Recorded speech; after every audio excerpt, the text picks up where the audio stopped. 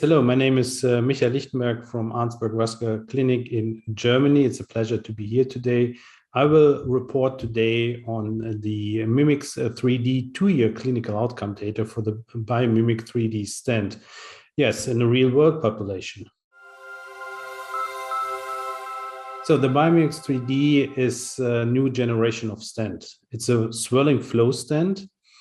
This stent imparts a non-planar curvature to stented femopopliteal segments, which then generates a swirling flow, providing an antiproliferative effect without the need for a drug. The typical characteristic of the stent is a helical center line. It's very simple and accurate to place the stent using a standard delivery system.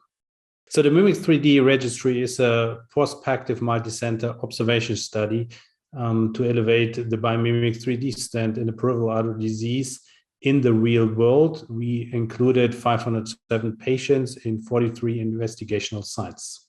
So we treated a very challenging population in this BioMimics-3D Registry. 24% of these patients had a critical limb ischemia, and we treated longer and more complex lesions.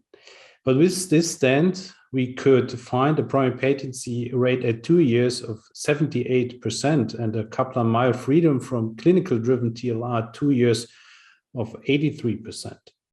Interestingly, we did not find any statistical difference in clinical driven TLR between drug-coated balloon and non-drug-coated balloon cohorts, as in this registry, DCB or non-DCB interventions were allowed.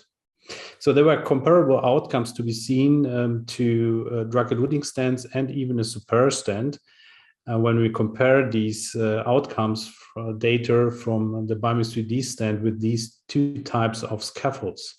So even that we included more challenging lesions without the need for extensive lesion preparation, we had the same results like drug-eluting stents and superior stent trials showed.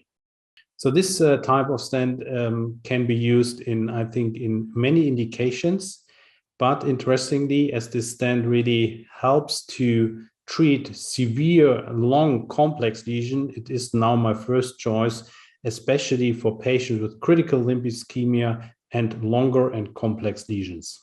So the next step is definitely to get even more experience with this stent also in other indications. So looking, for example, into the peripheral artery, for example, if this is an helpful tool also here. And of course, we would like to see if this stent also helps, especially in the popliteal area, as this stent was not evaluated in popliteal segment 2 and 3 in this registry.